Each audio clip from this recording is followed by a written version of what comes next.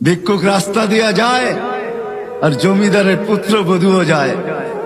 একজন সামনের থেকে আসতেছে, একজন সামনের দিকে যাইতেছে। দুইজনের ক্রসিং এর সময় ভিক্ষুকের গায়ের কাদা জমিদারের পুত্রবধূর গায়ে লেগে গেছে। সে দুনিয়া আন্ধার করে ফেলছে, স্বামীকে টাইকা নিয়ে আসছে, বলছে ভিক্ষুক আমার কাপড় নষ্ট করে দিছে। সে শুধু ভিক্ষুক ছিল না, বৃদ্ধ ছিল।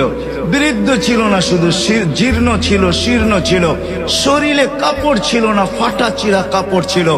পায়ে জুতা ছিল না, পেটে ভাত ছিল না। জমিদারের পুত্র সইতে পারে নাই, যৌবনী শক্তি সয় তো সয় কি কইরা। তার স্ত্রীর গায়ে ভিক্ষুকের কাদা, বস সমগ্র শক্তিকে হাতে জমা করা, একত্র করা বৃদ্ধের গালে বসায়। বৃদ্ধ কিচ্ছু বলে নাই, শুধু উপরের দিকে তাকায় দুই তিনটা শব্দ উচ্চারণ করছেন। শব্দগুলা হলো ইয়া মাল্লাহ তারা হলো ওয়ুন, ও আল্লাহ তোকে চোখে দেখা যায় না। ও তারা কুল্লা শাই, তুই সব দেখিস। ফারা তারা মা বি, তুই কি দেখিস না আমার সাথে কি ঘটতেছে, এটা কি দেখিস না?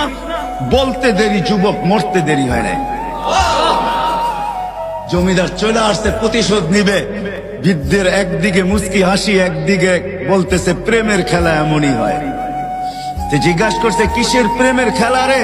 বলছে ওর প্রেমিকার গায়ে আমার কাদা লাগছে, পায়ের কাদা লাগছে, ও সইতে পারে নাই। যৌবনী শক্তি দিয়ে আমার বৃদ্ধ গালে বসায় দিছে। আমাকেও একজন ভালোবাসে, সেও সইতে পারে না, সেও সইতে পারে না। ও তো থাপ্পড় দিয়া ক্ষান্ত, সে জান নিয়ে নিছে, জান।